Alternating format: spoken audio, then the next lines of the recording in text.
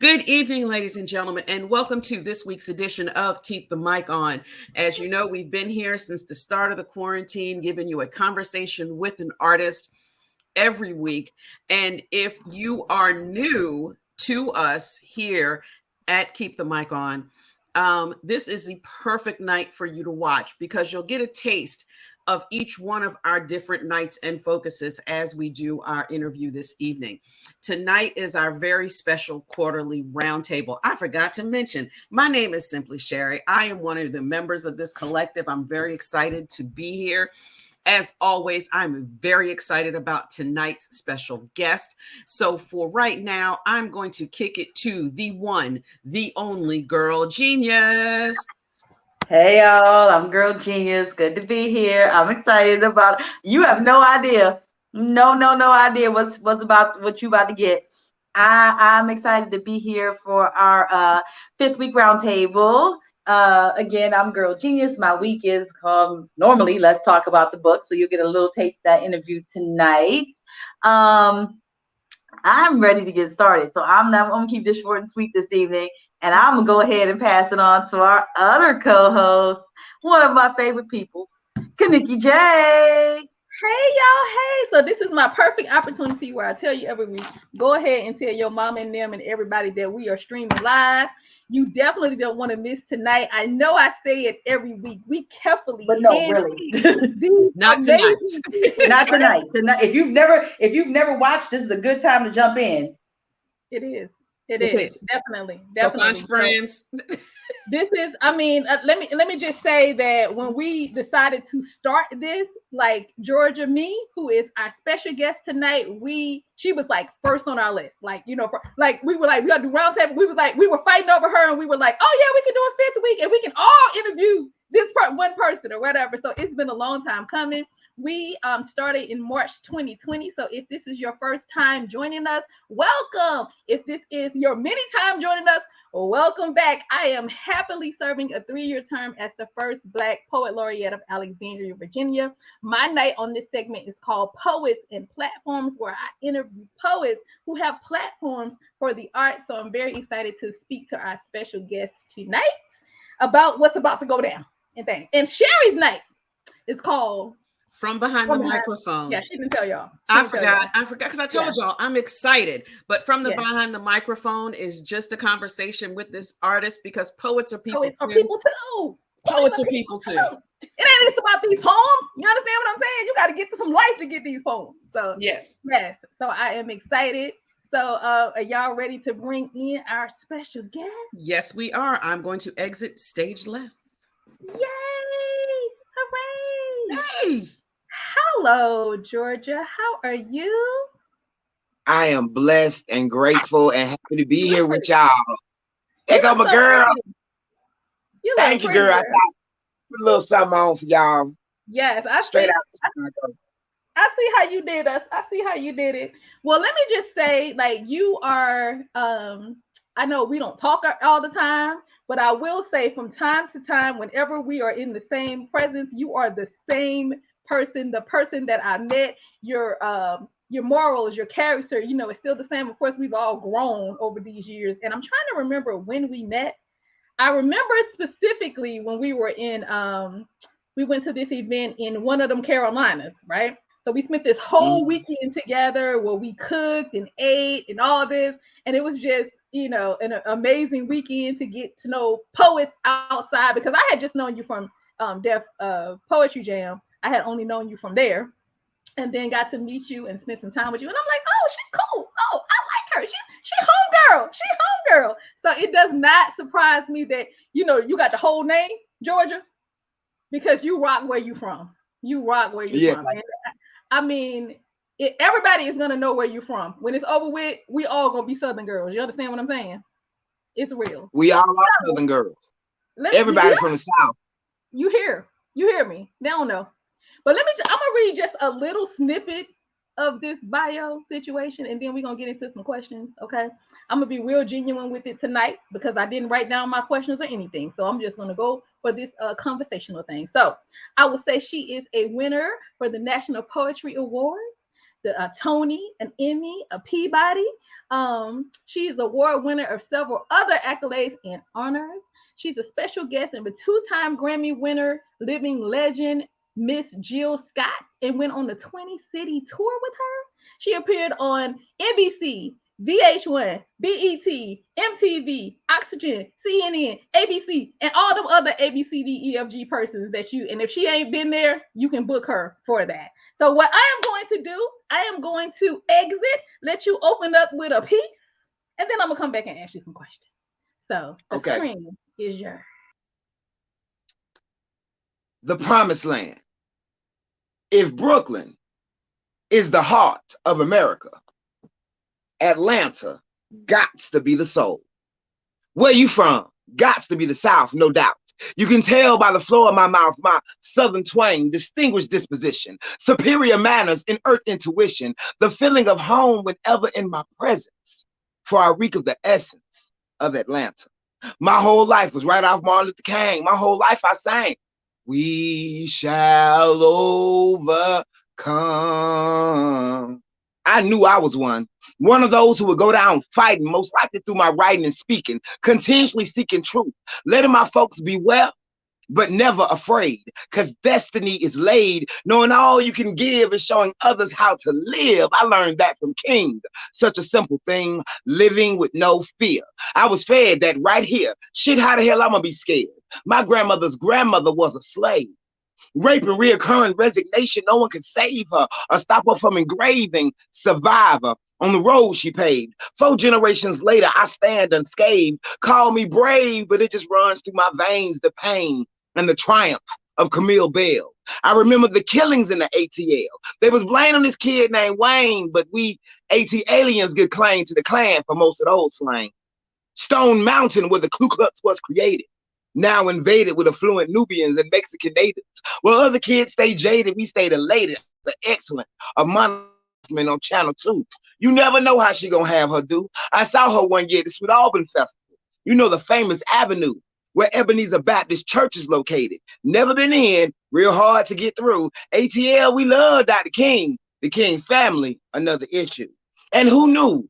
A city that feels like a neighborhood could host the Olympic Games. I'll tell you who. Maynard Jackson and Andrew Young, they did the damn thing. See, being from here, I knew I could do whatever I wanted as long as I had a plan. See, being from here, I know I could do whatever I want as long as I know I am. See, being from here, I know I could do whatever I want as long as my mission, I understand. I thank God I'm from the promised land. ATL, ho. Love it, love it, love it. Thank you so much.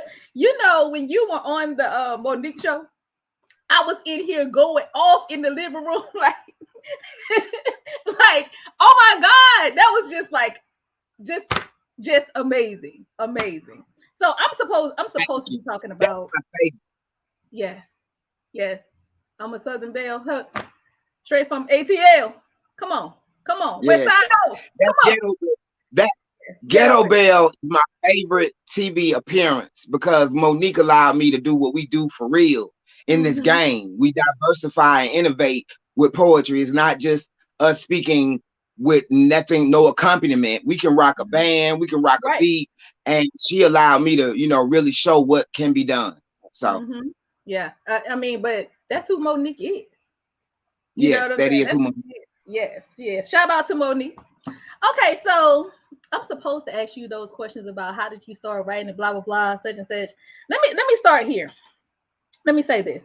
Okay, what I love about the piece that you just did, it was repping where I'm from. Yes, I'm from here, right? But also take this history. You know what I'm saying? Take this history as well. Let me let you know some history of what happened here, which is amazing because I think like sometimes like as poets, we write about our feelings. We don't necessarily leave that legacy. You understand what I'm saying? So what would be like the legacy that you want to leave? Like is the poem, the poem legacy that you would want to leave? Well, everything that I do is to uplift, motivate, educate, and inspire. Period. Everything that I write, it has a result. I want you to move on what I'm saying. If I'm talking about Atlanta, I want people to their misconceptions about my southern ghetto city. You know, we are so much more than what the media portrays. We are the blueprint for success, especially of Black excellence. You know what I'm saying? And a progression.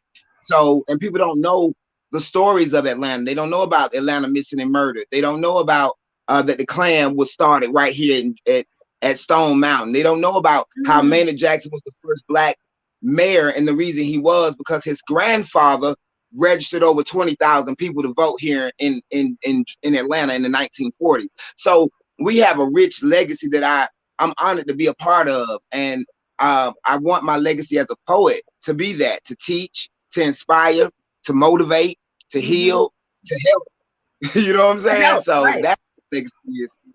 Yes. Well, speaking of legacy, you are, I would say, the only poet I know that has a whole festival after them, like a whole day. You got a whole day and turned into a festival. Now, I don't know, how long has this been going on? Because I feel like this happened before even I got married. Like, how long has it been? We going into our 14th year. Yep, I remember. I was like, you got a what? You got a who? Like a whole festival? So how did that happen? Who like, because you didn't create it, right? Somebody gave Well, it I did. You created I didn't create the day, right? So you had a day and turned it into a festival, right? Yes. So let me tell y'all about the power of prophecy and manifestation. I said I wanted my own day, right? So I'm in Chicago one year, and it's Kanye West Day, and I'm like, yeah, Kanye deserves a day. Yeah, you know, this long time, but you know, wherever. So, and then I'm in Chicago another year, and it's Jennifer Hudson Day. And I'm like, well, hold on, God. And she did never one movie. This was in when she just did one movie, and it was her playing her, a big girl, nobody giving a chance. Oh, really a stretch. Anyway, so I'm just joking. I love J Hud. But anyway, so my friend, Your Wealth is in Your Relationships, she told me she nominated me to be a Kumba Artist of the Year for Delta Sigma Theta. It's something they do every year. They've honored Pearl Cleage, Keisha Knight Pulliam, Toni Morrison. The list goes on and on and on. Catherine Dunham. It's just like beautiful. So I thought that I was just going to be a part of this luncheon. But what ended up happening is they chose me as the Kumba Artist of the Year. So they had this major luncheon where people came and sang and kids made pictures. And wow. I was like, wow, I didn't expect it to be all that. Then they came out with 4 proclamations. One from the city of Atlanta, one from Fulton County, one from the city of East Point, and one from the city of College Park, giving me my own day, you know. So that's how it happened. And I never told anyone but God that I wanted my own day, but I knew I deserved it. I knew I deserved it, and I served. So that's how the day came about. And the best way to serve God is to serve his children. So that's how Tamika Festival came about. I wanted something that would honor the gifts of all the talented artists that I knew and that I came across, and also, you know, give back to the community and feed them all that I know. So it went from 3 days to 5 days to 10 days to, my goal is for it to be a month. Oh, and we're gonna get there. Oh yes, my goal is for it to be a month. Right now, it is the largest urban fringe in the world. Right now, right? We beat South Africa because South Africa has one. They have 2 actually, one in Durban and one in Johannesburg. Each one of those are a week. So I've done my festival sometimes 10, 12 days. Last year during the pandemic, when everybody else shut down, we still had 10 days of Tamika Festival virtually. It was amazing. It was so awesome. I watched it. I watched it. Remember I featured you on the Bus Boys platform. I was like, I want to be in it. How can I be a part of this situation? I want to be in it. So yeah. It was awesome. Listen, thank you.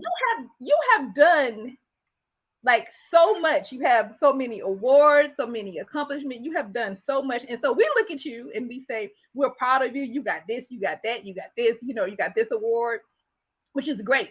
But I want to know for you, like, what are you most proud of? I think it's a couple of things. I'm proud of the fact that I've been able to make a way for other poets and artists that I know to get light. That's a major thing that I'm proud of. Because some people are scared to share the light. But when you share the light, it just get brighter. I don't know why people don't understand that. You know what I'm saying? And also the community work I do. Like we do Poets in the Park every Tuesday, where we work out for an hour and then we serve the community by food, water, and entertainment, upliftment. I mean, and we don't just be there just to, do poetry and songs and comedy. I mean, I extend my heart. If they need help getting somewhere to live or a job or direction, we there. So that's the best part of everything. Being able to serve, being able to help my festival. My favorite part of the festival is when I honor people. And my friend, who is also a executive producer and director, partner of mine, he was like, his name is Ron. He was like, I've never seen somebody be more happier than the honoree. You know what I'm saying? But I get off on that. I love surprising people. Like they don't know it, especially with the poets. I'm able to do it because they're my friends, and I be like, I just need you to do this. Just be here. And I had a whole family there, and they have videos from their grandmama and all kind of stuff. I get my little Oprah on, And so, so I love it. I love us so deeply. And I'm just proud and grateful to be a part of this community, to be a poet and what we do. It's not just the poetry. Like y'all say, I'm grateful that y'all are going behind the scenes, because the lives we live create this poetry, but we also live this poetry. I don't just be popping, shouting. I'm everything I say. Right. And if you're a good writer, you got an escape clause in your poetry for your fuck ups. You know A mess. Listen, I want to tell you something I learned from you, right? And you don't even know. So let me tell you. So years and years ago, when I met Emerald Green, right? And we were talking about like people that we know, that's the same people, you know what I'm saying? I didn't know her, but I was like, yes, like I know these folks, whatever. So we were talking about you. And this has been, I mean, a long time ago, like 10 years ago or so, right? So she was saying that, one thing about her, if she can't do something, she's always, giving it to somebody else. Like I'm not available, but let me recommend somebody else. And I was like, oh, I never thought to do that. People like, can you do this? And I'm like, no, I'm not available. That's it. Right. And I was like, okay, that's great. So let me also offer it to other people. Like, okay, well, I can't do it, but Georgia may be available. She's great. You should get her. So from then on, I've always offered other people, and it helps. And you know what happened when I started doing that? People start hitting me up like, you know what? Somebody I tried to get so-and-so, but they said they couldn't do it. Can you do it? You know what I mean?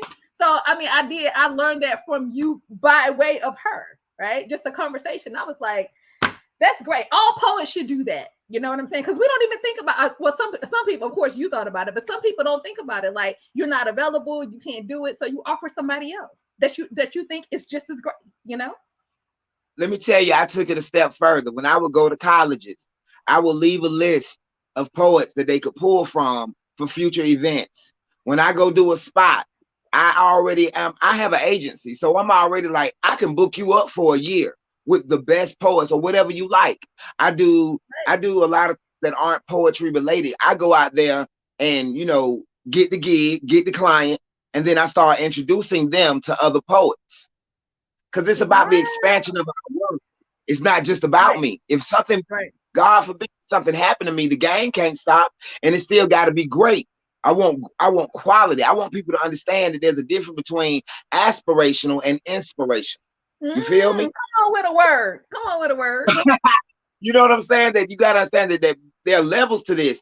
You got people who do poetry. They're great. They can read and write, and they can remember, but they aren't able to evoke. They don't captivate. They don't deliver. They're not there yet. There are levels to this. You got college, you got G League, you got NBA, and you got Hall of Fame. Feel me? You know what I'm saying? So you got to know, and people are going to respect it if you make them respect it. Poets, they are too timid. They are too timid in their greatness. Maya Angelou said this: have humility without being humble. Ooh, do you feel me? Come on.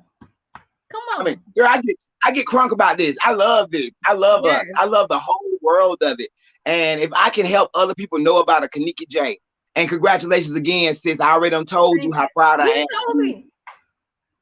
But I'm just saying, it can never be too many times. Yes. You feel? I appreciate you, sis. I appreciate you. So I'm gonna be in town in Atlanta in December. So I'm coming by your house to get a plate and something. Okay. When? I can't tell the whole world where I'm gonna be now. You know what I'm saying? I'm the poet laureate of Alexandria. I can't let folks know where I'll text you. Okay, text me because you know I be gigging, so I might be out of town. December 4th, 5th, I am in Orlando. So just you know, just saying. Yeah, it's gonna be later than that, closer to the Christmas time. So I'll let Cool. you know. I'll let you know. Okay, cool. All right. So I'm supposed to ask some type of writing question. You know, like I don't want to ask who inspires you. I'll ask you this, right? I'll ask you this. Do you feel okay? We interviewed someone who said that they don't feel that you should write outside of your experience, right? So if I'm writing about, I mean, I've been pregnant, but I haven't given birth. So if I'm writing about giving birth, right? I can't write about that experience because I do not have that experience. Do you think that poets can write fictional from something outside of their experience, or they should stick in their own experience? Uh-oh. Are you frozen? Don't be frozen. I rebuke you. Everybody hold your hands to the screen. To the screen. See, I shouldn't have asked that question, Lord God. I didn't ask that question. Okay, you back. Okay. All right. So, do you feel that as a writer, you are allowed to write outside of something that you have experienced, especially like something traumatic, right? So can you write that experience, or do you have to Yes. what you've already, learned? You can write it. You hear me? Yeah, I hear you. Do you hear me? I do. You can write about it because you are a writer. I mean, I write by desperation or inspiration, and you can research and you can learn and you can ask questions and you can just take a perspective from watching outside what you feel somebody else's experience. You know what I'm saying? Mm-hmm. So I think that what you can't do is when someone asks you about it, act as if it's your own when it's not. Come on. Okay. I agree. So that way you're being authentic. I have a piece about domestic violence. I wrote it after watching one of my best friends get her butt beat and my cousin get knocked upside the head. But I wrote it from the perspective of me being a mother of a daughter. I have a son, and I wrote it for them. So when people was like, and I've never, thank God, I've never been physically abused, emotional, financial, that's a whole nother situation. But physically, I've never had that. So I'm quick to tell people, no, I've never had that. And even that in my show, I dedicated to my mother because I never seen her be disrespected. So I don't know how to take that. So yeah, you can write about anything. You're a writer. If you're a good writer, might not be a good writer. Right. There you go. Okay. I'm gonna ask you one more question because I asked you what you about your accomplishments. What were you most proud of? I'm gonna ask you, what are you most afraid of? Not fulfilling my mission, girl. My vision is so beautiful for the game and for the world, and I just want to make sure that it happens. You know, I want people to have their favorite spoken word artists and have poetry books on their shelves, and I want children to start back doing poetry and taught in classes and in mainstream America, not as that poetry shit, not the parsley on the plate, but steak. You feel me? Come on with it.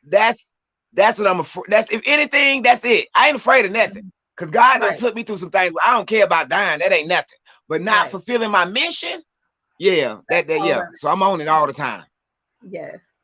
Well, thank you. I will hog this whole interview, so I'm not going to do it. But this is what I'm going to do. So we always, say that this is a online women-led artistic experience, but we also say that we have a solid male member who has been supporting us, who reps us better than we do. I be sharing from his page because he write better marketing promotions than I do, right? So we thought this was a great opportunity because he loves you too, to bring you in and give you some interview questions. So I want to bring in, we've interviewed him too. Yeah, we did him on a round table as well because he's also awesome and an awesome poet as well. So let me bring in Analysis. Hey, everybody. My sisters. Hello, GeorgiaMe. Hey, Good to be analysis. here. It's so good to hear you. And there's a few things I definitely want to ask you. But before that, we want to get in more of this dope bio. This is incredible. You heard Kaniki talk about some of the places that GeorgiaMe has performed, some of the TV and platform and things. This is very interesting to me. GeorgiaMe is the only speaker that was invited to perform at the luncheon for the Honorable Louis Farrakhan during the Hip Hop Awards weekend. GeorgiaMe has performed at over 200 colleges. We just heard her talk a little bit about that experience. Over 200 colleges, universities, and schools, various venues across the country, such as Radio City, Apollo, the Fox Theater, Kodak, Orpheum, many more. 44 of the 50 states. You got what are you going to get to those 6 states? Yeah, I'm actually at 46 now. But yeah, 46 now. Okay, good. Good, awesome. That is very cool. And of course, various countries: Australia, England, Scotland, New Zealand, Puerto Rico, Jamaica, Mexico, South Africa. I am loving it. I'm feeling it. I have the great honor of filling in this evening for our dear sister Charity Joyce Blackwell. And of course, if she were here, she would be talking about art plus therapy and that very important relationship. I'm wondering, Georgia, if you get communication and feedback from your listeners about them being able to see themselves or hear themselves in your poetry. Do you get response that your poems allow them to breathe out some of the things that they're working through? I know that poetry can save and change people's lives, and I get that testimony all the time, and I'm so grateful. And I tell poets, it's cool to go up there and say some words, but do your work? If your work ain't working, you know what I'm saying? You're masturbating. That's what I think. You're the only one getting off. You know what I'm saying? So you know, I'm very grateful that, you know, people. I didn't know that being a big black girl on HBO would inspire so many other women of color, women of size, to love themselves. They say to me all the time, "You loving you made me love me," and I thank God for that. The poem "Niggards," what the work that poem has done, I cannot thank God enough for. Men have changed their lives. Bitch ass nigga has stopped brothers from being in the street. They come to me and tell me I was that brother you was talking about. You know, so I'm just grateful that, you know, what I was going through and my writing to heal me help heal others. So Amen. that's the best. That's the whole point. And as I recall, Niggas was the piece you performed for Minister Farrakhan in that particular gathering. How was that received there? First off, I was the only woman to speak. There were only 3 women at the big old table. Me, India Davenport from Brand New Heavies, Wanda Smith had just arrived, you know, and his wife. So I'm still in shock because he said my poetry was beautiful and revolutionary. And to speak for Farrakhan, you know, I'm still in awe. And I was the only other speaker other than him and the people that introduced people. That was it. And I want to thank Dee Dee Hibbler from Organized Noise. She set that up. She's the reason why I was at that hip hop luncheon. Yeah. Okay. That was my next question. Your wealth is in your relationships. And I put in a lot of work here in Atlanta. And Dee Dee Hibbler, not Dee Dee Murray, she's always believed in me, and anything that she could do, she, you know, and I didn't even know, which was crazy. I didn't even know what I was coming to. She just told me, "You're gonna be speaking today at a lunch." And that's what it was. So that was one of the most amazing moments of my life. He spoke him, you know, I love what the minister says and how he does. And you know, I don't agree with some things, you know what I'm saying? Because I go to some of these meetings and all the women in the back, I don't like that. You know what I'm saying? But I understand that's not my necessary religion or whatever. But I applaud the love and the work he does for Black people. And I'll never forget that day. It was awesome. CeeLo Green was right there. Teddy Riley. It was the BET Weekend's hip hop weekend. Like it was awesome. So it was awesome. That's excellent. That's excellent. And you know, we can follow along this conversation in terms of faith and spirituality and faith settings. First of all, I am loving the GeorgiaMe dress there. I'm absolutely feeling that. All representing strong in terms of the omnipotence of God from that particular Dinker symbol. Talk to us a little bit about your sense of spirituality as it plays out in your writing, and how that informs your writing. Every autograph I sign, it says keep God first. Period. I was a religious wanderer as a child. My mother made sure I went to church on Sundays, and then the lady knocked at the door with a Jehovah's Witness, and I'm a nerd, and so I was learning, and my mama liked to learn, so we was Jehovah's Witness for a while, and then my best friend in high school was Muslim, and then I was introduced to Yoruba, and I mean, I love all the doctrines, but all of it boils down to love. All of it, no matter what you talk about, it boils down to love and having a higher power and tapping into your higher power. See, a lot of people use religion as a scapegoat. I always tell people, you talk about Jesus, don't talk about Jesus, be Jesus. He said, greater things you shall do. He turned water into wine. I'm going to turn it into Hennessy. Understand me? It's gonna. I wasn't ready. You know, I wasn't ready. So, so I just believe in the power that we all have and that we can give each other, and that it's created in energy. I just believe in divine, and I want other people to recognize their divinity. Do you find that you have the opportunity? You already talked about the event with Minister Farrakhan and his group. Do you find generally that you have performance opportunities in faith settings, whether it be for houses of worship, whether it be for meetings or gatherings of wider faith bodies? Do you find yourself having opportunities to perform in various faith settings? Do you find yourself being compensated for those performances in those settings, or are they often something that you're doing gratis or cut rate or that type of thing? I've been blessed to perform summer everywhere. And like my bio says, from Kojic to the Baja Temple in LA, to the mosque, to, you know, I everywhere. And I work by faith and offering, period. I got to asking price, but if I got to take it, I'm going to take it. Now, some things I might turn down, but when it comes to like houses of worship and service and charity, I'm a little lenient. I've gotten a lot better because they will take advantage of your kindness.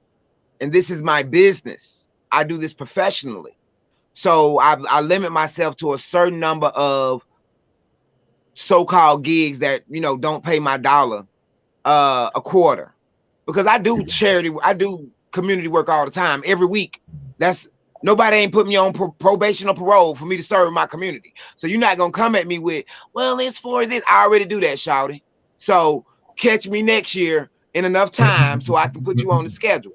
But I mean, I really book a lot of other artists that are religious based, because my God is all over my work. But some people might listen to the explicatives in a YouTube and make a assumption about me and don't want me to, you know, come to their church. So I'm cool with that. I did Beyonce church, and I told those people that my CD was explicit. I told them before they bought it.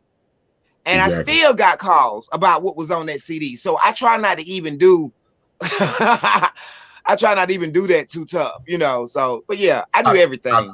I feel you though. And I mean, you gave them the communication up front, as you said. I have a poem called Better Friday that is my retelling of the crucifixion story. Ironically enough, I've never performed it in the church yet, because too many pastors have some antsiness and some angst about what I say in it. So, but it'll be performed when it needs to be performed. You know, that's what I hear you saying, that the opportunities will come to you as they need to. And let me tell you, I've had pastors bring me into their church and say, do bitch ass nigga for their man group, or for hit like a man for the woman group. So it's not everybody. I want to make sure, because some people don't get caught up in the semantics. They understand the purpose. Right. So yeah. Exactly.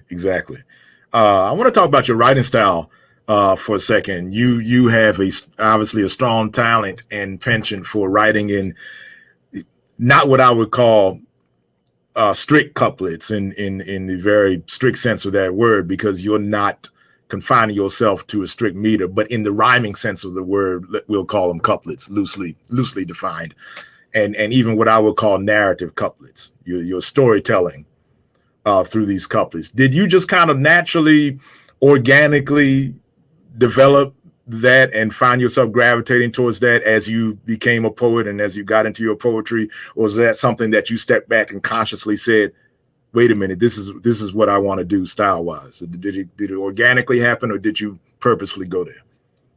Oh no, it's totally organic, because my favorite writer or favorite poet writer is Nikki Giovanni, and she don't write like that. You know what I'm saying? It just started when my teacher assigned me to write a poem when I was in 3rd grade, and it just rhymes just happened, you know. And then as I got older and started writing poetry, that's how it comes. I do edit afterwards, you know what I'm saying, or as I go, but it just comes. That's really how it is. So it's, you know, we hip hop babies, so I mean, we talk in rhyme. Yeah. And you come, of course, from the dirty South. So, you know, as you were growing up in hip hop, in dirty South versus East Coast versus West Coast, whatever the case may be, did you find that played out in terms of how you thought about poetry, or was it just kind of all one big thing that happened naturally and worked together? Just style wise, you come from like you say, CeeLo and them and Goody Mob and all of that type of thing, you know. I am a Goody Mob baby. They are the reason you have GeorgiaMe. They are the reason I'm hood, smart, revolutionary, godly, fly. You know what I'm saying? They are the reason. And I thank God that people like Zora Neale Hurston, who I read as a young woman, you know, stuck to the dialect in her writing. And I wanted to do the same. I didn't feel like I had to lose anything about my culture and how we talk, and I could implement it with the so-called King's English. You feel me? So I love it. I'm grateful. I love that. And in the South, we create language. So why be ashamed of that? Why be only in our community was there ever a stigma on the language and the so-called slang that we create? That is language. We are the only people, period, across the country that still create words. Amen. And that is a powerful note for my little segment to close on, and for me to swing it over to my dear friend, my partner in poetry, the CEO of Simply Poetic Entertainment. She is Simply Sherry. Thank you, Analysis. And welcome to your first on-screen interview with Keep the Mic On, or, you know, as your other interviewee. Interviewee. You did good, Dallas. You did good. I appreciate that. You know, I'm what we call, I secretly say I'm the token male, you know, of the group. So I had to act right, you know. Usually they just tell me to do this, do that, you know, so. Goodbye. GeorgiaMe, it has been a pleasure getting to know you this evening. I am having a ball. And now it's my turn to pick up some of this bio. First off, everybody, this is one of the most amazing bios I have ever read. Acted in several independent films, but made her major film debut in the #1 box office hit Tyler Perry's Madea Goes to Jail. honored by Delta Sigma Theta with the Kumba Artist of the Year. Giving, as she's mentioned, giving a proclamation by the cities of Atlanta, College Park, East Point, and the entire county of Fulton, declaring May 4th Tamika GeorgiaMe Harper Day. Creator and executive producer of the cultural festival, the Tamika Festival. She has shared the stage with Dr. Christine King Francis, Dick Gregory, Father Ahmad, Nikki Giovanni, Baba Jalal, Sal Williams, Jessica Care Morgan, Alicia Keys, Danny Glover, and I'm telling y'all, I could sit here for the next 15 minutes and keep going, but I have some interview to do. Are you having a good time so far? I am, girl. I'm grateful. Like, nobody ain't got to talk to you. You know? Oh, we all love talk. We like, as Kaniki said earlier, we have this master list of artists that we want to talk to and get on the show. And we created it 2 years ago. Your name was like one of the first 10 that dropped on the page. And it was just going to be a matter of when we could arrange it and who would have the honor of doing it. So thankfully, for these 5th week interviews, we all get a moment to chat. So I like to ask this first question I ask is because you've hosted poetry open mics. And as you know, there's always one person in the audience that will come up to you afterwards and say, oh my God, I could never do that. I don't know how they did that. And I always respond, this is not where I started. So please tell us the story of the first time that you performed a poem on stage in front of people. Anything that you remember about that moment? So I've always written poetry for everything and everybody. It was my way of dealing with everything. If I had a crush on somebody, I'm writing about it. If I'm at the bus stop and I see something, I'm writing about it. My friends going through something, I'm writing about it. So I had fucked this nigga and he ain't called me back, right? So a poem came, okay? And so keep talking. I love it already. So I went to work and read the poem to my coworkers, and my coworker, Celicia Evans, she was like, you need to go read this at this poetry spot. And I was like, I ain't saying this shit in front of nobody. Girl, did you hear what I said? So she's like, no, I'm telling you, you need to go read it. So it took about 7 months before I actually went to the poetry spot.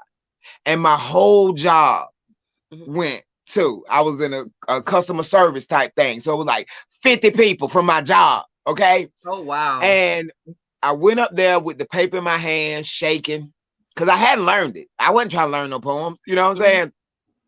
Shaking. I did the poem. And when I was through, the whole club erupted. Right.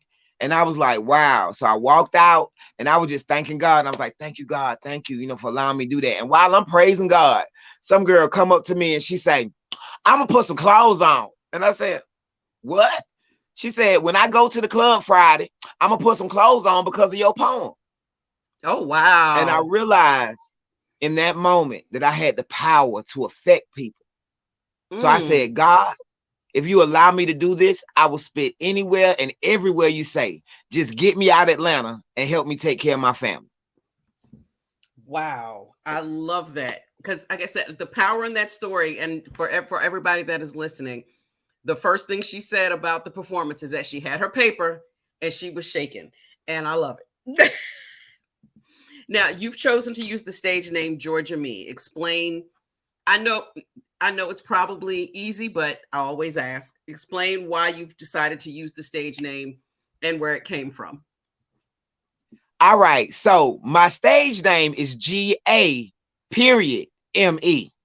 Okay. When I got to Def Poetry, they kept calling me Gami. They thought I was African. So Russell was like, spell it all the way out.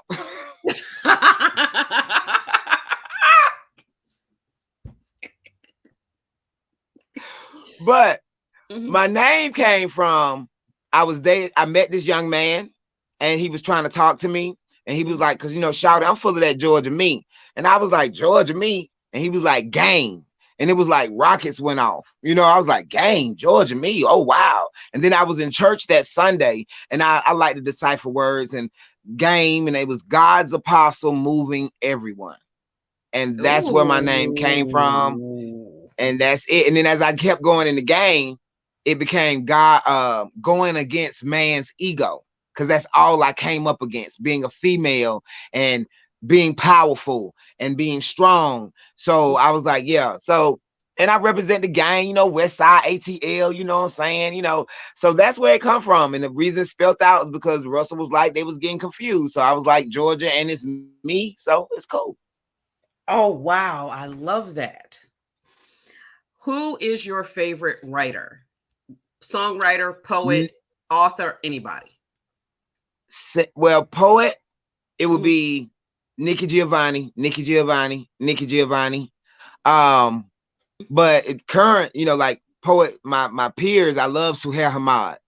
Suhail has an amazing pen. Also Stacey Ann Chin. Yes, beautiful writer. Zora Neale Hurston is like one of my favorite novelists. I know everybody loved Toni Morrison, but you know, I only like one. But I love her. As part of a friend and I did our own little what do we call it? Reading group. It was just me and this other person, and to read Their Eyes Are Watching God, and the beautiful way she just, some of the passages in that book are like a poem by itself, just the whole sentence, the way she wrote that. Oh, I love it. And I was given that in the 12th grade by my teacher. That's not on the curriculum. And I thank God for the good teachers that go outside the curriculum. My teacher, Miss Smith, she gave me Zora Neale Hurston. She gave me B.B. Moore Campbell. She gave me Mark Matherbane and Caffer Boy. Like, it's the hood. You understand me? Like, they're not giving us that or exposing us to that. So I'm very grateful though. But definitely, I've mentioned BB. BB was a great writer. It's just so many great writers. I love, like, with the poets. It's so many dope poets. Like, it's just too many. I don't even want to name. I shouldn't have named Suhail and Stacey Ann, but you know what I'm saying? Like, there's just too many. We all have our favorites. I'll say it that way. So, but Malik Salam, let me say this. Malik Salam is my favorite spoken word artist. Ooh, okay. I see that. I see Girl Genius over there taking a list. I see you in the back room. She's backstage, everybody. That's why I can see her. Who, if you could have a 1 hour conversation with anyone in history, who would you want to talk to? Martin. I love Martin. I'm a Martin whore. I love Martin Luther King. Like, he from my neighborhood. We went to the same high school. I've met a lot of people who knew him, went to school with him. Just the courage that this man had. And I, you know, we're in a different time. He didn't choose to do that. 2 women went and got him. It's always some women who have the vision. I need women to understand that. Now we need our men to execute. I wish they understood that. And not take offense or feel intimidated by any of the power that God has given us. You already know we give birth. So don't get me on the soapbox. But anyway, yeah, I want to talk to Martin. I'm here for I want to know, because no disrespect to Coretta, but I would have had to see what that do.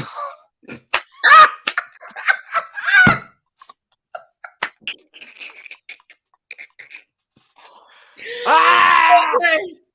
With your list of artists that you have performed with and been on stage with, this is going to be a fun answer. Your perfect concert. Your favorite venue in Atlanta is set up for you. You have the best seats in the house. 3 acts, living or dead. Who's on the show? Goody Mob.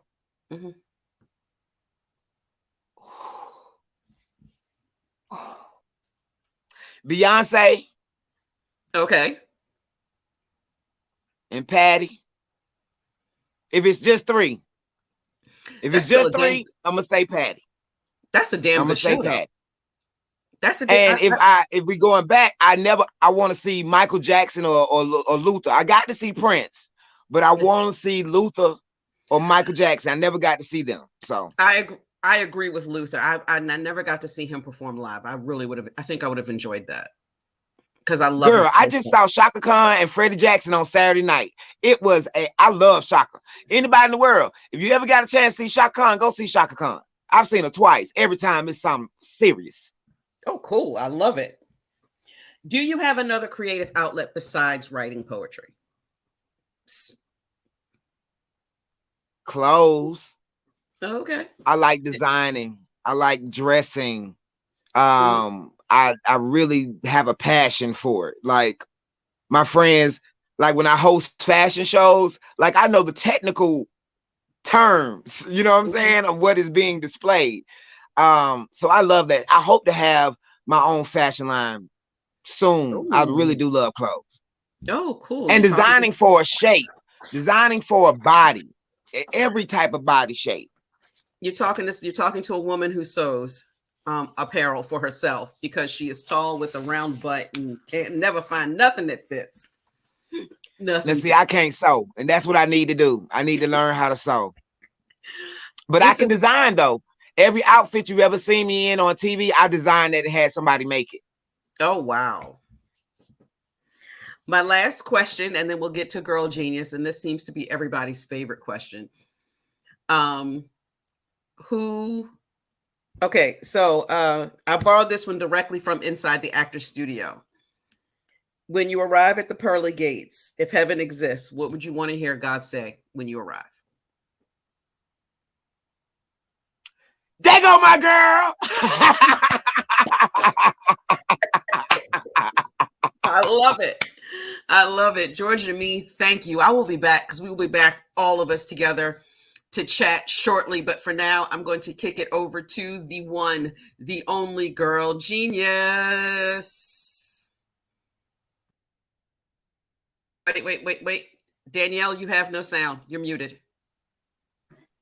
That would be really helpful. To unmute myself would be really great. I'm sitting here like, I'm so glad I was sitting back here on mute because can I tell you, I was like I was back here snort laughing. I laughed so hard, I was back here snort laughing like, what's wrong with my life? That's good. I love to laugh. And I love having you here, and I love talking to you, and I'm so glad you're here. I think they covered most of the bio stuff, although the rest of that list, when they were like, yeah, share the stage with, I saw, what did I see? Mos Def, Mike Epps, Monique, Malcolm Jamal Warner, George Clinton. That's a good one. That's a really good one. Nappy Roots, mums who, good God, this list. Normally I would use my segment to talk about like books and process, but there's so many things I want to pick your brain about in such a short amount of time. So I'll start with the process questions first. Like I always like to ask like writers what their process looks like, but you've been in this game for so long. I not only want to know what does it look like when you write, but has it evolved over the last couple of decades since you started doing this? Yeah, I really, sometimes I love all my writing. You got to love your writing, but you can't be so egotistical that you can't think you can't get better. I know I'm a better writer now, but I've always been great. Real talk. And I can say that because my word has sustained. For me to write something in 95, 98, and it still is relevant and loved, hey, but I've been around some amazing artists and amazing writers and, still sharp and steel. So I haven't really changed my process, but I think I'm more open to doing different things than I was in the beginning. You know what I mean?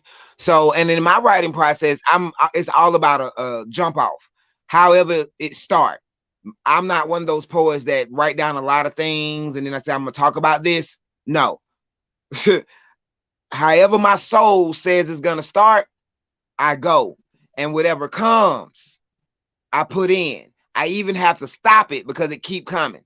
I have pieces that are 7 minutes long that the world will never hear because I'm not going to take the time to learn it, but it's not finished. So most likely it'll be a choreo poem for somebody at some point. So, you know, it's just how I just write. And I'm grateful for that. I'm grateful because I write by inspiration or desperation. I don't always write. I don't write every day. I don't have poems all the time. But if you call me with a project, I got you. Because I'm all about responsibility. And it's going to be dope. It's going to be dope. But Always. every day, no, I'm not that girl. I was about to say I need always. to be. No, well, if that's not what works for you, don't do that. We've had people on here that'll say they write every day. It's something that's like, listen, I can only like, you know, maybe I can block out some time. And I can't imagine how blocking out every day trying to write with the kind of schedule you have. You be everywhere in the world, everywhere. I'm grateful. But yeah, so are we. I was about to say, I've had the pleasure and the honor of knowing you for a number of years at this point. Like I think since I started, basically since I started. So I mean, and I've watched like I said, so many things. When you do actually sit down to write, I know you're saying inspiration or desperation. Do you have I normally ask people if they do like what's going on in the background? Does it have to be in a certain place? Are you writing with music? Are you sitting at a desk? Like what does that physically look like? We usually have a blunt and but soundscapes. That's what I write to. Soundscapes. I don't write to music. I write to sounds of nature and you know, like bongs, you know, like things that don't distract me. Because if I listen to hip hop, it's gonna take me away. It's game over. You know what I'm saying? It'll take me away. And so now I sometimes listen to R&B, like slow music, like Luther, Erica, Jill. Sometimes, yeah, that's good, you know, but no hip hop is gonna take me away. But I like to write to soundscapes. That's what I like to write to. I think you're the first person that said this since we've done this. Like soundscapes, like we get instrumentals maybe. Like I can't write with lyrics, but I can write some instrumentals, or maybe I'm like, I've never heard soundscapes. I have them somewhere. I need to start throwing them in rotation. It's on music choice. It's an actual channel. And that's what I've written to for a long time. I have Spotify, and Spotify has a whole playlist full of nothing but like just weird ambient noises. I can throw a whole list of that together and just sit with it. I feel like that's a really good idea that I just have never implemented.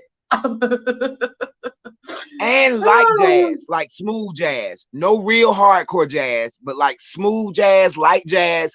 That's really good for me for writing. So yeah, but that's what I do. I've also used, somebody put me on to a couple of years ago, something called Doom Jazz, which is have you ever listened to Doom Jazz? It's basically these dudes that used to play like hardcore, like screamy, heavy metal music, but they're all trained professional musicians. So now they go back and play jazz. So it's all bassy and real heavy and dark. It's really dope. Like just look it up. It's like the dopest thing I've ever heard. I can write to that all day. Oh, I will. I can write to that all day. I can use the energy from it. You know, different music and different things create a certain energy. So I like that as the fuel while I'm writing. Yeah, it's not dark. It's just heavy. And it's just really interesting to like lose yourself in it for a few minutes. I know we were talking about music and concerts. I'm gonna let you know, I'm with you on the Shaka Khan thing. I saw her for the first time. That was on my bucket list to see her. I wanted to see her, Earth, Wind, Fire together at the same damn time. Didn't happen. I've seen both separately. Saw her for the first time last year, right before quarantine, like January of 2020. Okay. If y'all ever get a chance, amazing show. And her background singers are what? Ooh. Oh my God. I'm sorry. I'm still on the Shaka High, people. I'm sorry. I'm still on the Shaka High. Yes. Listen, it's been a year and some change, and I'm still on Shaka High. Listen, true story. I got married last year, right? And the only thing I said was, I don't care what else we use, but I'm coming down the aisle to Ain't Nobody. And it happened. I used it. I used it for my wedding coming down the aisle. That's how the serious I was. closer. Like, you pick anything else you want, but that song right there, I'm using it. That's the closer right there. Even That's though I it. want to say that she didn't sing Through the Fire, which I was hot about, but I've seen her, so I had to let it go. But yeah. I might have that on a video clip somewhere, because that show was at I want to say it was like an MLK celebration at the Kennedy Center. And I might have it on video somewhere. If I do, I'll find that and send it, because I got the live version somewhere. Oh, I'll see if I can find it. Thank you. You are quite welcome. So, like I said, normally I'm on books and process and writing, but I want to ask this. Once a couple of years ago, I came and did a show with you, I want to say in Richmond. And after the show was over, you sat for about 45 minutes and dropped like gems galore on every poet in that room. And I mean, like, you were just talking about the business and how to stay in this. I mean, just like, I always say this show is a masterclass. That was a masterclass in masterclass. Like, I don't know how else to describe it to you. So I want to ask, what kind of advice, or I guess words of wisdom, would you give to anybody watching this show who's a poet, about longevity? We'll ask about longevity, because you've been here, you've been doing this for a really long time, and your reputation precedes you every time you walk in a room. That's the thing. Don't fuck over people. Nobody. Period. Ever. And you can work forever, for real. Because the only reason I work is because people want me back. You know, they ask for the same poems. I do new poems. They don't care. They want me. So be a good person. Have integrity in everything you do. In everything you do.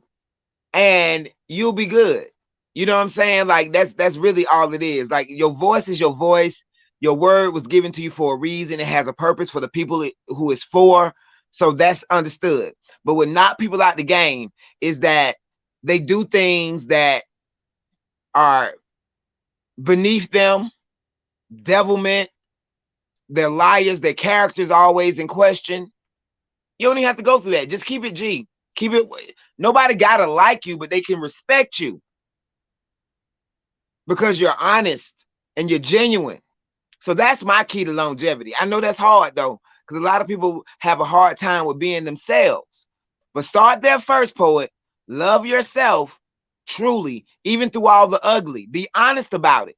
Honest about how you're feeling. Don't put up no facade. For what? You're a poet. A poet's supposed to feel. We are the most honest people on the planet. We are the legislators of the world. So you got to be genuine. When you're not, that cuts you out. Nobody's gonna, if you ain't shit, why I'm listening to your word? Brothers, it's a lot of pussy out here. I know. Don't screw the poets. Screw the peripheral. You know what I'm saying? The waitresses and the DJ, you know, like, don't. Like, keep it over there. Sisters, do not let these brothers screw you out the game. I know it's fun. I love our lifestyle. I love our community, but stay in your purpose. Stay in your purpose. So that's what for everybody, male, female, stay in your purpose. Stay in your purpose and read the 4 agreements and you'll be good. Ooh. Which then drops me my next question. You just led that right on. I was going to say, again, I usually talk about books. So what are you reading? When you got time to sit down and read, what you reading? What I'm supposed to be reading is, nah, nigga, I ain't doing no damn double. That's what I'm supposed to be reading right now by Cola Rum. Cola Rum is a poet here in Atlanta. He has a big, thick ass novel called Nah, Nigga, I Ain't Doing No Damn Double. That's what I'm supposed to be reading. So let me shout my brother out. He's on my list because John Good was on this show, I want to say a few months ago, and told me that was coming. And I'm excited about that too. And I gotta read Midas by John Good. Gotta get Midas. It's good. But it's very good. I just reread Who Moved My Cheese. I love that book. I make all my mentees get it. Anybody in the world, especially if you're a poet, ain't nobody got time for the hemming and hawing. You better sniff and scurry your ass on in this game. Do you understand me? All that wallowing ain't gonna get you nothing. Okay. So, but those books are very integral to who I am and how I operate. You know what I'm saying? So yeah. Who Moved My Cheese, people? Read that book. I want to say, I don't even know if I have I've read it a couple times. I don't know if I have a copy sitting in the library.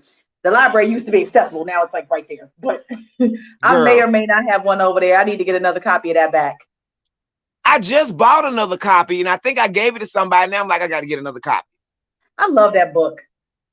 It was good. It was real good. It's been, like I said, it's been a minute though since I read it. Hey, now you're gonna put that. Now you're gonna put that back on my list. No, I got to get it again because I just finished reading it and I was like, why did I give? But I try any new poet who comes to me. I have a new poet who just came to me and I got to get him the book. Any new poet who comes to me, I try to make sure I get them one or two of those books if they don't get it themselves. But there's just so much out here for inspiration. You know what I'm saying? And I read a lot of biographies too. You know, people's stories as to how they got to where they got. You know what I'm saying? So we gain inspiration from each other. So I tell poets that to read some good documentaries. I mean, not read, watch some good documentaries you're not gonna read because everybody ain't into reading. You know what I'm saying? So, and you get it. You get it however you got to get it. Yes. So I have two more questions for you before I pull everybody back in, and because like I said, I'm like everybody else. I've been had this conversation all night. You'd be like 45 minutes later, what happened to the rest of the show? My bad. So what are you? I know that you talked about, like earlier in the interview, we were talking about your vision. Like you have a vision for things. The first half of this is, what are you currently working on? And the second half is, what does that long-term vision look like? Like, what can we expect to see from you? Well, we all in agreement, $1 billion industry with spoken word. My agency, Lady Girl Productions, $600 million. My little portion, only 40 million after taxes. I'm not saying it could be more. I'm just not being greedy. You know, my goal is to have 50 artists working every day of the year, 75 in the stable. Creating so much through spoken word that I've already done. I've done commercials for Nike and Jeep and Heineken, and I've worked with the Dance Theater of Harlem and Jordan Camp and Signature Series, and doing different things with different production houses across the country. I've done the conferences, but we want poets to be like the first thing they think about. You know what I'm saying? Well, you know what? I can go to Lady Girl Productions and get a poet for this event, and it will be for this event. Commissioned work, the type of things that poets do, people don't even have any idea that we do. Like my brother Abyss has done tech conventions and written work for that. He's not IT, but he killed them with his words in front of 10,000 people. And we do all types of things. So I want people to know that I got some poetry for you. I got some spoken word for you. I got some culture for you, because my relationships, I know some of the best singers, poets, comedians. I got a girl that eat fire. Do you understand me? Musicians, like we do it all. So that's now and coming. Lady Girl Productions. I do everything. So for your baby shower, bar mitzvah, birthday party, holler at me. I got somebody for you wherever you are. Because I know people everywhere. And that's another thing, like Kanika was saying earlier. I don't even have to know a poet. If I hear about you enough, your reputation strong, and somebody called me in that area and they said, do you know a poet? I'm recommending you. I've done it many times. You feel what I'm saying? So get your weight up, get your word up, get the you know, so people know about you. That's what the biggest problem in spoken word is. We don't have a commercial. There's nobody expanding the brand of what we do in all facets and how it's done. People still have the small vision of a coffee house, and that's it. When we a Coliseum, you feel me?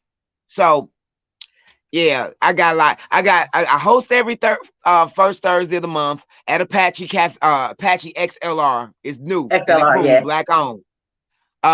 Every first Thursday, a poetry competition. Come get this money, but you better be right, because I will eat you up if you're not. Okay. Of course, I have Adam's Rib, all female collective of some of the best, amazing, wonderful women that we're expanding all the time. I want to shout out the newest members: Talisa Hines, Maha Dachi, Yo Sis, Masterpiece. Our newest members, and of course the OGs: Sunny Patterson, Emerald Green, Red Riding. Well, Red Riding is a little bit new, but she OG.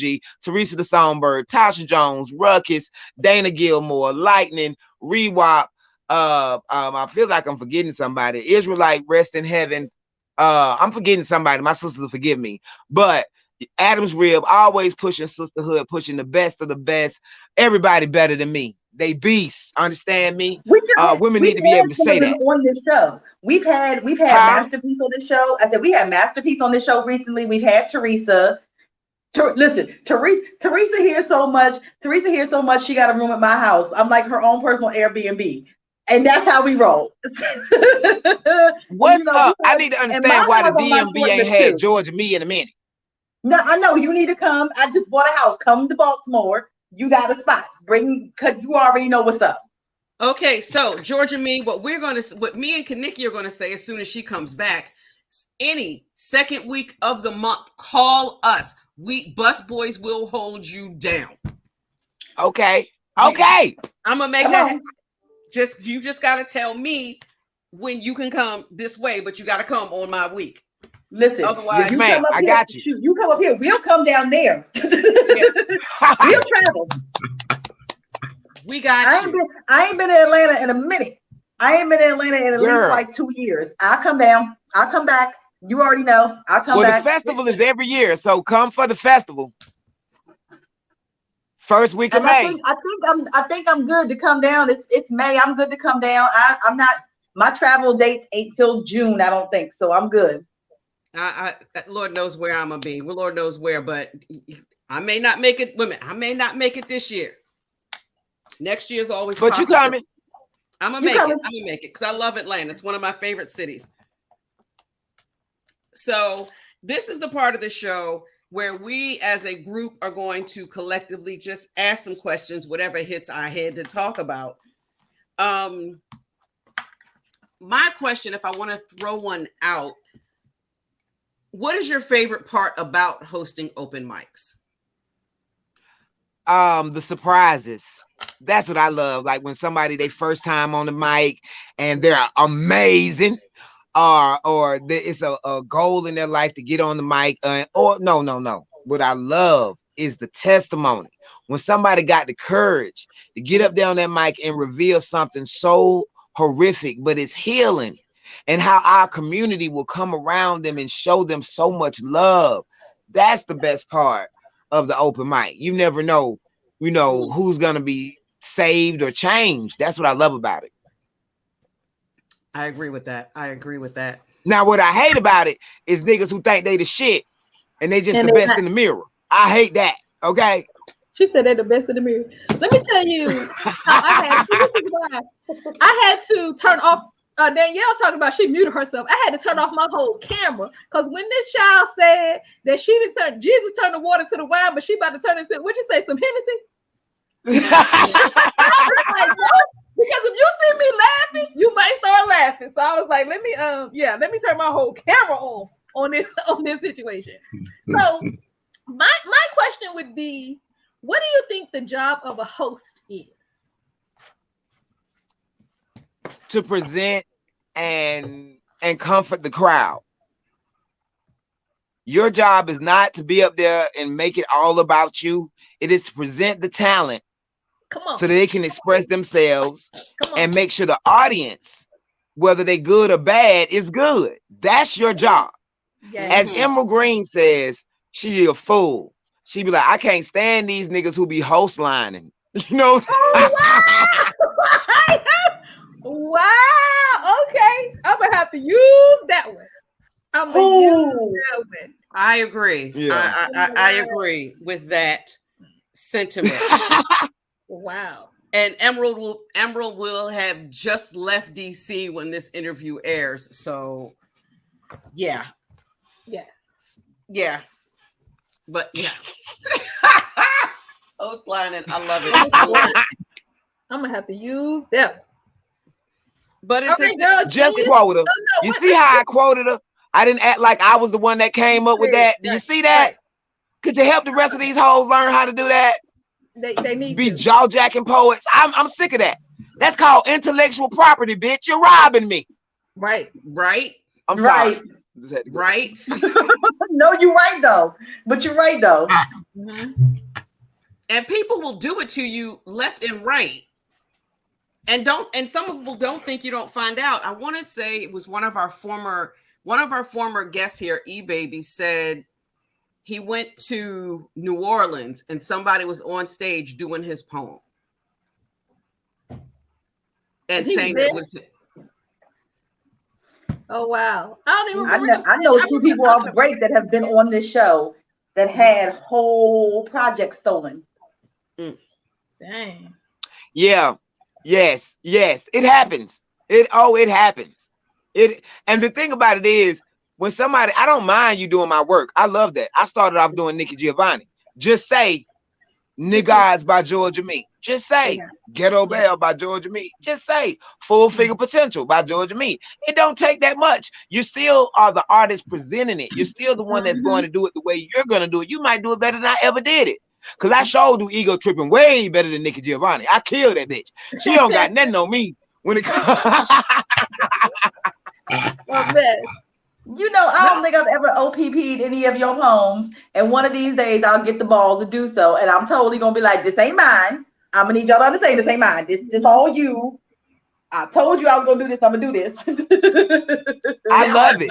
We did. Girl Genius, when we honored Red Storm. In front of you. Yeah, you did. You OPP'd me in front of me. Look, I've been to schools and the kids, the high schoolers have done my work. When we honored Red Storm, we surprised them. We just jumped up out the crowd and started doing his work. And he was like, it was the best thing he ever saw, seeing people do his work. So it's not a problem. Just give credit. That's it. A few years ago, Kaniki threw a surprise pop-up birthday celebration up at Busboys and Poets Hyattsville for her husband, the amazing and wonderful brother 13 of Nazareth. Yeah. And the pop-up was that she had already contacted us to be ready to spit one of his poems with everybody on the same poem, and we all just went into it. Kaniki can describe it better than I can. And you just saw 13. He was stuck, as he was in shock, and humbled by it. And as you say, it's a beautiful thing when somebody respects you and your work enough to do that and to attribute it. It is. I'm gonna tell y'all, when I knew, I feel like I've been made it. I don't care what nobody say. But when I knew I made it was when the drag queen did my poem for a competition. Shouted, nigga, you made it. I was like, Yes, you made it. You did that. You made it. So, but I want to say this though, and then y'all can talk again. I want to say this. Imitation is not the biggest form of flattery. Inspiration is the biggest form of flattery. Come on. If I inspire you, magnificent. Don't be imitating me. That, we both have the same thing on our earrings. Look at that. Look at you. Sure do. Yeah. Cause we queen, girl. We queen. Come on, queen. I just noticed that. I was like, come on. Yes. So, Girl Genius, do you want to close us out with our last question that we always ask? I will ask the last question. She's gonna do it, right? This is so funny. She's already said that she already do it. Right. I know, Right. but we need answers for this. Come on. Here it goes. Here it goes. So let me preface this with, and we said at the top of the show, we have a list of people for this show that we want on this show. Literally, when we were throwing out names, like the first five names that came out, I was like, we need you on the show. So this is the question. Now that you've been on the show and you've kind of had a taste of all the segments, who do you think we should have as a guest on this show for any of the segments or the roundtable? I mean, it's so many. Like, have y'all had Black Ice? Not yet. No. Not yet. The one from Philly. Yeah, not yet. Not yet. I had to preface that. Yeah. Okay, he would be awesome. There's another Black Ice that's not from Philly. It's a Black Ice, and it's a girl. And I love him, no shade, but his name is Black Ice, but with a Q. You know, like McDowell's, they got the Golden Arch, we the Golden Arc. You know what I'm saying? I'm like, nigga, it's like. I have seen that name. Okay. You You're a dog. know what I'm saying? You know. See, our buns ain't got no sesame seed, you know. So anyway, that's but yeah. It's not the Golden Arch, it's the Golden Arches. Yeah, the arch. Yeah. Yes. So, but Black Ice, he lives in Amsterdam. He has amazing stories. He's been in the game for a long time. Of course, one of my idols in the game, she's not much older than me, but Jessica Care Moore. Have y'all had her yet? We have not had her yet, and she is on the list. She's on the list. We haven't had her yet. And what about Miss Patterson? Sonny? Also on the list.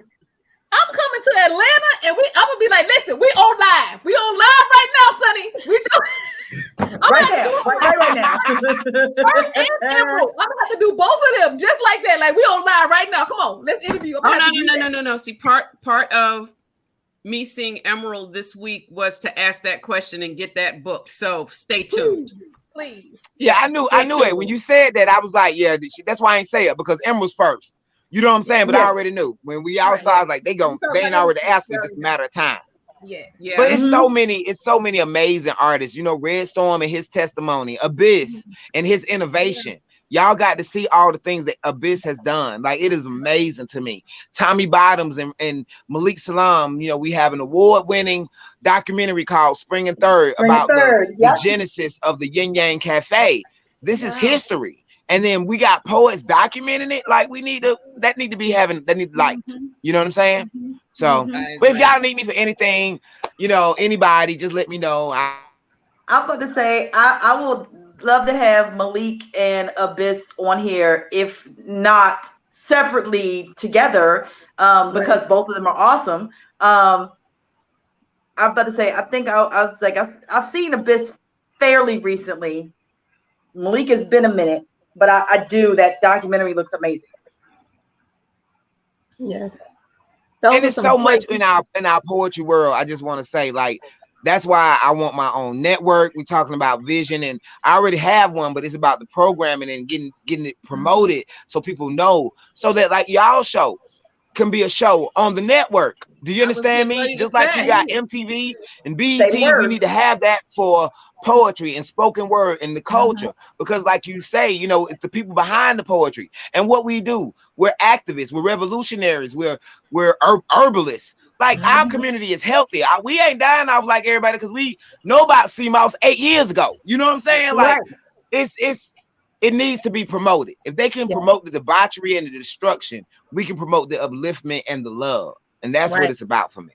And the one thing that I've really enjoyed about this platform over the past 2 years, almost 2 years now, is that we've learned about a lot of artists who have started in poetry and have branched out to do so many different things with their poetry, with poetry as the basis of what they're doing next. Yes. Also, I think as a collective, as an individual, we think we are going through whatever this trial and tribulation is dealing with being a poet and being a performance artist. And when you've been doing these interviews for 2 years, it's like, wait a minute, everybody is going through this. So we're really not alone whatever my drama is in that given moment, surrounded by in the poetry community. That's what I'm trying to say. Sherry, you know what'd be funny to me is when a poet be telling me a story, and I just be laughing because I'm like, baby, this the game. Like the bitch at McDonald's, the hoe on fries is mad at the hoe on the cash register. Okay, so what do you think it's gonna be?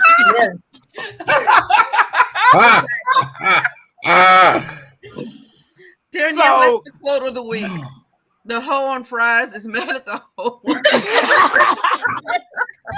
And there it is. I'm just saying, you go, no matter where you go come into that type of thing. Jealousy, envy, relationships, breakdown of friendships. All this happens everywhere. So people are like, I didn't think it was gonna happen in the poetry world. Why?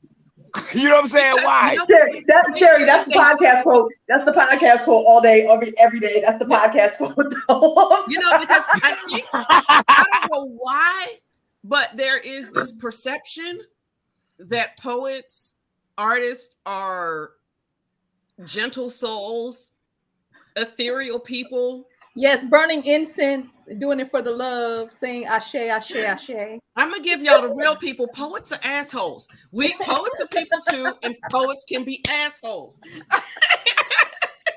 What I tell my people in the poetry world, just because somebody has dope poetry don't mean they're a dope person. Right. That part. Right. You need to use your powers for good instead of evil. I promise you. They don't, you put too much faith in man in the first place. What's your purpose? That's the whole thing. Yeah. That's why I try to keep people from getting knocked out the game, especially if they got something meaningful to say that I know can help heal or a demographic that nobody thinks about. Like the hood poets or the guerrilla poets that I run into, they be like, I can be a poet because of you. You know what I'm saying? And they got a whole group of people who need to hear them. It ain't for necessarily everybody, but it's for those people. Right. Oh, we got our weekly. My face hurts. I'm laughing too hard. We got a weekly lean in. Oh, here he come. Hey, 13. Hey, 13. Hey. Peace. 13 does the lean in, and analysis is our silent male member. So we're sometimes it's a joint lean like that. Sometimes both of them lean. Both of them do a lean, So while we are a woman-led online experience, we do acknowledge the gentlemen and the awesome men that do support us in the background. Doing the flyers, doing the promotion. So this Shout is out to 13 for the flyer for this week. Yes, thank you, 13. Also, let's give a round of applause to Analysis being the